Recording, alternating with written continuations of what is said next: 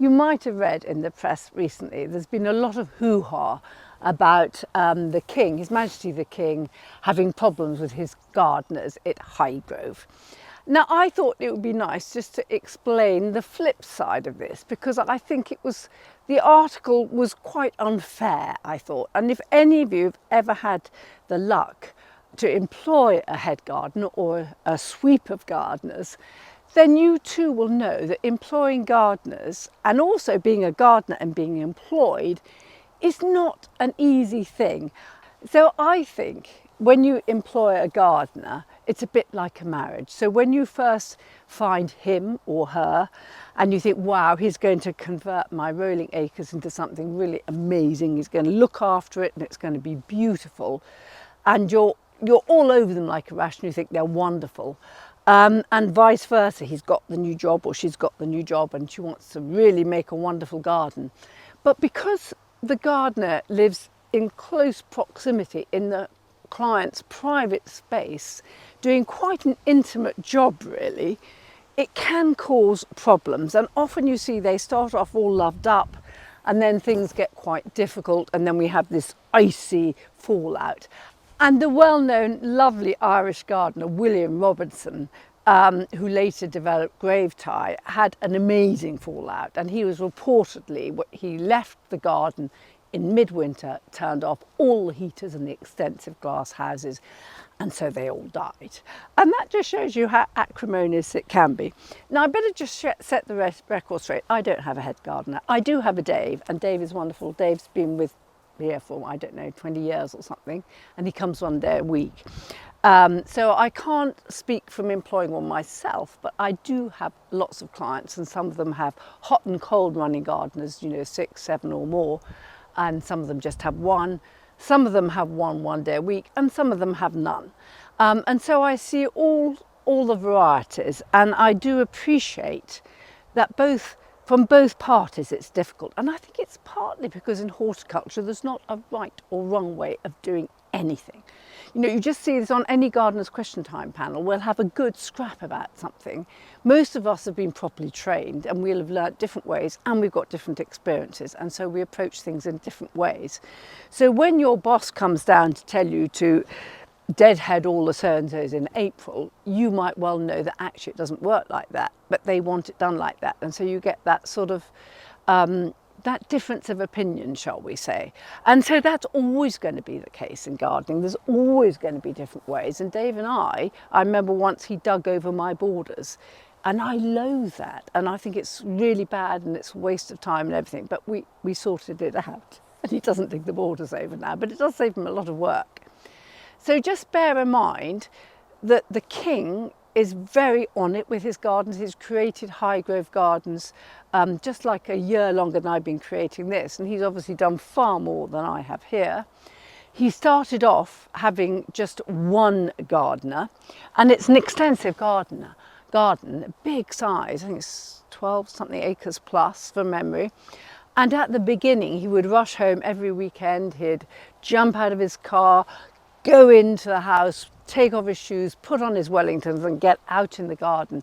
And I remember one young head gardener who worked with him said, oh my God, he had the stamina of many gardeners and he really was focused and he was on it. So he knows what he's doing, he knows what he wants to create, and at the same time he has hundreds of thousands of people coming around his garden every year, which he shares with the public, and he wants it to look tip-top.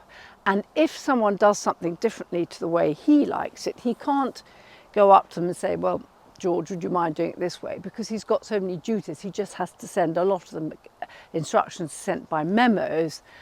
And maybe some gardeners are offended by the memos or disagree with what he says, but you can understand that. And he has been doing it for a long time and he knows what he wants. And also because he's got so many gardeners and he's been at it for so long, he's bound to have a turnover of staff. And the articles also said he paid 2 of them the minimum wage, but maybe they were just inexperienced gardeners. So maybe that was the correct wage. So I do think the article was written in a very biased manner. And I think anyone who employs a gardener knows that it's not the easiest job in the world for either parties. And if you find a gem, you're well in there. And if you don't, you have to keep trying. If you do want a garden and you're having trouble finding one, you can go on the website of the Professional Gardeners Guild. And this you can advertise as a gardener wanting a job or as someone looking to employ someone. And I have to say, they do have a red flag against some employers because they are quite difficult to work for. There's a high turnover of gardeners, so you know there's something not quite right there. I mean, a gardener I know, he worked for a very high profile A-lister, and he was a very keen gardener. But the problem was the A-listers weren't that keen at gardening, and a lot of the time they got him to do driving and other things like that, and they hardly ever went out into the garden. So he did find it quite dispiriting, and so he left. And I think you should also realise that sort of way back in the day, the head gardener was often the most important man on the estate, on these big estates where they employed herdsmen, you know, all sorts of people to work in the garden and on the farm and on the estate. And the head gardener was very high up in the rank, in the pecking order of the staff. And the head gardener used to work up from the garden boy maybe and become head gardener, and he'd stay with the same estate all his life. And so much so that at Lilford Hall, which is not far from us, Lady Lilford used to employ a head gardener called Gallop back in the day, and she would have to ask Gallop's permission if she wanted to cut any flowers from any of the borders, you know.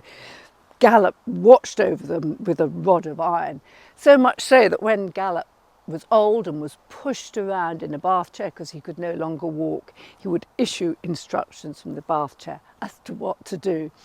So now gardening is not thought, sadly, as such a highly esteemed job, and it is very difficult to find good staff. And also a lot of gardeners say it's very difficult to get a decent wage in recompense for their skills. And a common gripe I've heard head gardeners say is that their bosses will call them up when it's knocking off time at 5 o'clock or whatever, and then they'll run through a whole list of things about the garden and talk to them.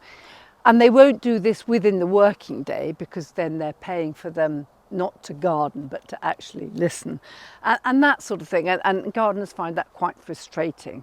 But I think on both sides it's a very difficult thing to do, whether you have someone one day a week or a whole fleet of staff.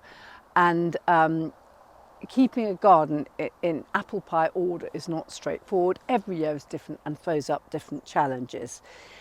So if you don't want to employ anyone, or you can't employ anyone, or there's not enough to do, and a friend of mine recently with a very extensive garden said, whoever would have a garden that you have to employ gardeners because it is such a nightmare.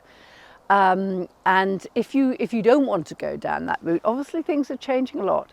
And if with robotic mowers you can keep your lawns down. If you have a mowing edge, you don't have to edge them so much. You can bring in tree surgeons to cut your hedges in the growing season. Maybe you have a contractor to do certain things every so often, or maybe you do it all yourself. But there are ways around it, and you can design it. Obviously, the key thing is to design the garden so it doesn't require hot and cold running gardeners. And this is a skill in itself. You know, you want to plant densely into clean soil, use plants that are providing lots of colour with little work, and you simplify planting schemes. So there's all different techniques you can use, so you don't have to use a garden. But I have to say, if I didn't have Dave, I would struggle, and his one day a week is invaluable to me. So if you can find a Dave, you're very lucky. So if you did read the article that sort of, I thought, put His Majesty King Charles in a bit of an unfavourable light about employing his gardeners, just bear in mind he's done a massive amount for the horticultural industry. He employs probably thousands of staff. It's not easy to keep your gardeners all your life. Who could keep that many staff happy all their lives? It's just not possible. And I hope he continues to have the same interest in Highgrove, because so many people have enjoyed what he's done there. And not only does he as he started it and developed it, he continually adds changes from year to year to keep the interest levels high so that people always have something new to see there.